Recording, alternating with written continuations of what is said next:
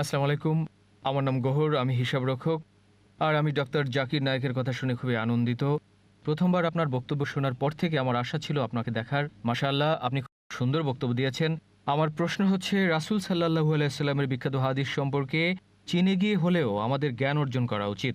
আমি এ ব্যাপারে অনেক কথা শুনেছি।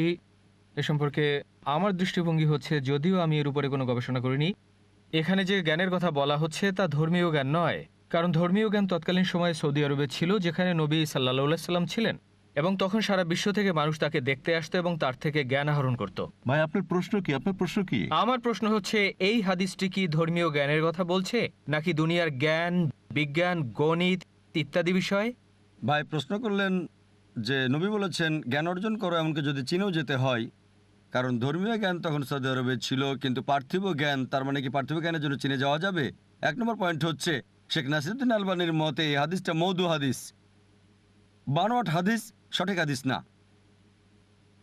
কারণ এমনকি তখনও শিক্ষার কেন্দ্র হিসেবে চীন ছিল না, এটা হচ্ছে বানোয়াট হাদিস। কিন্তু তার মানে এই না যে আপনার প্রশ্নটা ঠিক না। আপনার প্রশ্ন প্রমাণের জন্য অন্য হাদিস ব্যবহার করতে হবে। প্রথম যে নির্দেশ আল্লাহ সুবহানাহু ওয়া তাআলা আমাদের দিয়েছেন সকল মানুষের জন্য, এটা সালাত না, জাকাত দেওয়া না, এটা হচ্ছে ইকরা। সূরা আলাক অধ্যায় 96 আয়াত নম্বর 1, ইকরা। আর আমাদের প্রিয় নবী মুহাম্মদ সাল্লাল্লাহু আলাইহি ওয়াসাল্লাম বলেছেন, এটা আছে বাইহাকিতে, প্রত্যেক মুসলিমের জন্য আবশ্যক, হোক পুরুষ বা নারী, জ্ঞান অর্জন করা। সুতরাং জ্ঞান অর্জন করা ইসলামে ফরজ, এটা আবশ্যক। এর অন্তর্ভুক্ত আছে বেশি গুরুত্বপূর্ণ দিনের জ্ঞান। এর মানে এই না যে পার্থিব জ্ঞানের জন্য আপনি দূরে যেতে পারবেন না, সেটা পারবেন যতক্ষণ শরিয়ার মধ্যে থাকেন।